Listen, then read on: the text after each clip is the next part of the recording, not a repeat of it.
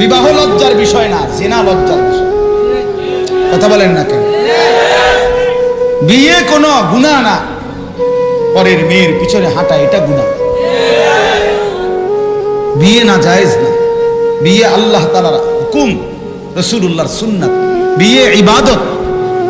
নবী সাল্লাল্লাহু আলাইহি ওয়াসাল্লাম বলেছেন স্বামী স্ত্রীর মিলন, স্বামী স্ত্রী মিলিত হওয়া, জৈবিক চাহিদা পূরণ করা, এটা পুরাটা আল্লাহর রাস্তায় সাদাকার সওয়াব।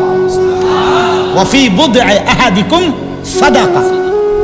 নবী সাল্লাল্লাহু আলাইহি ওয়াসাল্লাম বলছেন ইয়া মা'শারাশ শাবাব, হে যুব সমাজ, এভাবে ডাকবে। হাদিস, বিশুদ্ধ হাদিস।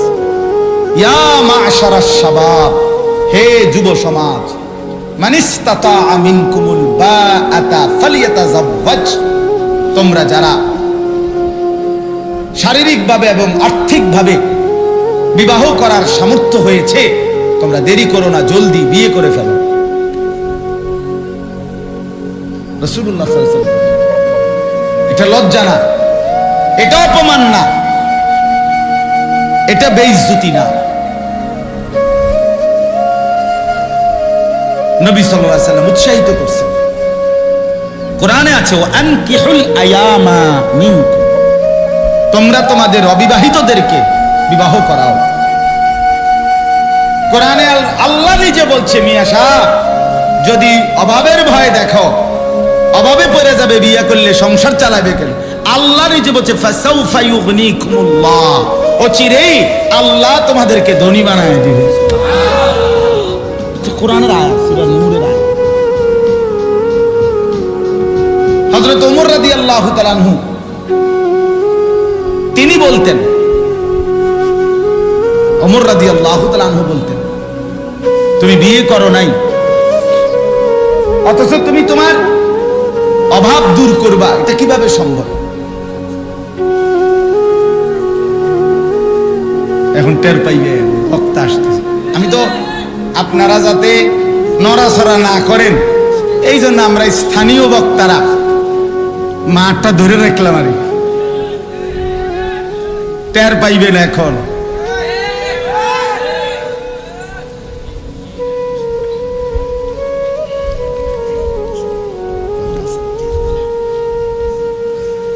মাশাআল্লাহ, নাম বলার কোনো দরকার আছে নি? হাসিটাই তো বলে দিছে কে না? মাশাআল্লাহ, আল্লাহ তাআলা ভরপুর বরকত দান করে। তো আমি বলতেছিলাম, আমার কথা এটাই, কোরআনুল কারীমে আল্লাহ তাআলা বললেন আল আখিল্লাউ ইয়াউমাইদিন বা'দুহুম লিবা'দিন আদুউ ইল্লাল মুত্তাকিন। এই কথাটাই আমি শেষ করতে চাচ্ছি। হযরতে আলী রাদিয়াল্লাহু তাআলা আনহু বলেন, এই দুইজন নেককার লোক বন্ধুত্ব, তো একজন মৃত্যুবরণ করার পরে আল্লাহ তাআলা যখন বলবে ফেরেশতাদেরকে তার জন্য জান্নাতের দরজা খুলে দাও, তখন এই লোকটা জান্নাত দেখে নিজের জান্নাতের অবস্থান বুঝে সাথে সাথে তার দুনিয়ার সেই বন্ধুর কথা মনে পড়বে এবং বলবে সাথে সাথে আল্লাহর কাছে দোয়া করে, আল্লাহ, আমার অমুক নামে একটা বন্ধু ছিল, এই বন্ধুটা আমাকে দিবানিশি রাত দিন নেক কাজে, আখিরাতের কাজে, ঈমান আমলের কাজে উৎসাহিত করত, অনুপ্রেরণা দিত। বিনিময়ে আজকে আমি নেক আমল করে কবরে আসছি, আর আমার জান্নাতের ঠিকানাটা আমি দেখতে পাইলাম। আপনার কাছে ফরিয়াদ, আপনি আমাকে, আমার সেই বন্ধুটাকে মৃত্যু পর্যন্ত হেদায়েতের উপরে রাখেন এবং আমার মতো কবরেও এমন জান্নাতের দৃশ্য তাকে দেখাইন।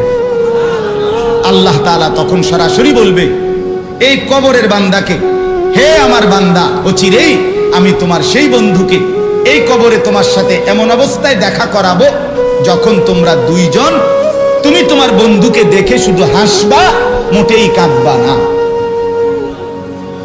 সাথে সাথে হযরত আলী রাদিয়াল্লাহু তাআলা আনহু বলেন, দুনিয়ার মধ্যে যেই দুই বন্ধুর মধ্যে সম্পর্ক ছিল গুনার সম্পর্ক, নাফরমানের সম্পর্ক, ওই যে বললাম বিড়ি একজনের, ম্যাচলাইট আরেকজনের, মনে আসেনি? মোটরসাইকেলের একজনের অকটেন ঢুকাই দিছে আরেকজনে, মোবাইল একজন এমবি দিছে আরেকজন, এই যে সম্পর্ক, দোস্ত আমি আছি না, আমি থাকতে ফ্রেন্ড, বন্ধু বন্ধুর জন্য যদি আমরা কিছু না করতে পারি, আমার টাকা যদি তোর উলঙ্গ ছবি দেখার জন্য খরচই করতে না পারি, তোর মোবাইলে যদি এমবি দিতে না পারি, তা আমার বন্ধু কি আর? একসাথে চলি আমরা, তুমি জুয়া খেলবা, আমি টাকা দিতে পারতাম না, তাহলে আর ফ্রেন্ড হলাম কেন? বুঝেন না কথাটা? একসাথে তুমি চলি ফিরি, তুমি নেশা করবা, আমি টাকা দিতাম পারতাম না কেন? আমরা বন্ধু না? এই নাফরমানির বন্ধুত্ব। এদের দুইজনের একজন মৃত্যুবরণ করলো, কবরে গিয়ে প্রশ্নের জবাব দিতে পারলো না। আল্লাহর পক্ষ থেকে বলা হবে, আমার নাফরমান বান্দার জন্য জাহান্নামের দরজা খুলে দাও। এই নাফরমান জাহান্নামের দৃশ্য দেখে যখন বুঝবে এটাই তার জাহান্নাম, তখন সে মনে পড়বে ওই অসৎ বন্ধুর কথা। তাফসীরে লিখছে, এই লোকটা তখন ওই আল্লাহ তাআলার কাছে দোয়া করবে।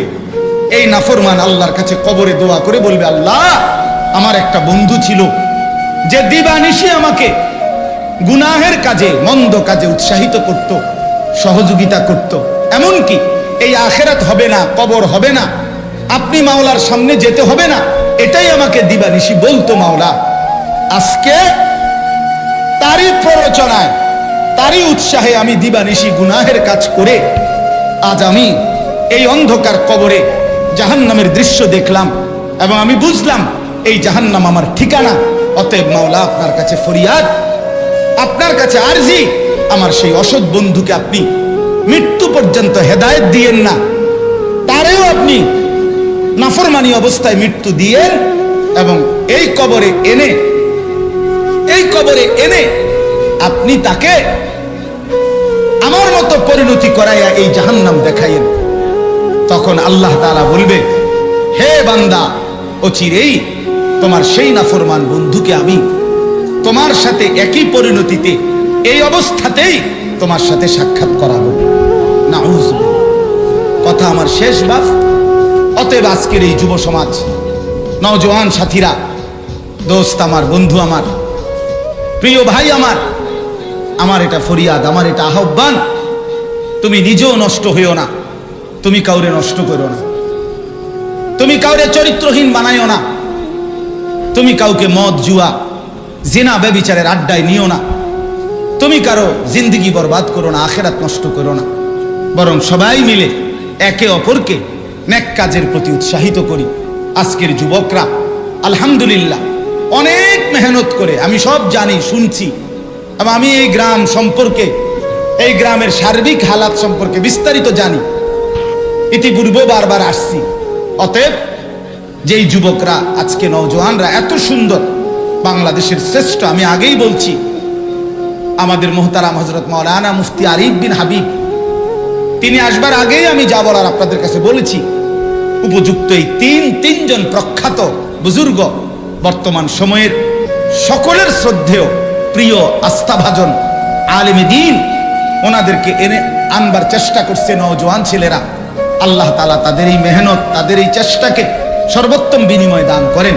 বাকি যুবকরাও তাদের থেকে শিক্ষা নিয়ে সবাই মিলে এলাকা, সমাজ, গ্রাম, পাড়া, মহল্লা উত্তম আখলাক দ্বারা, উত্তম জিন্দেগি দ্বারা গড়বার চেষ্টা করি।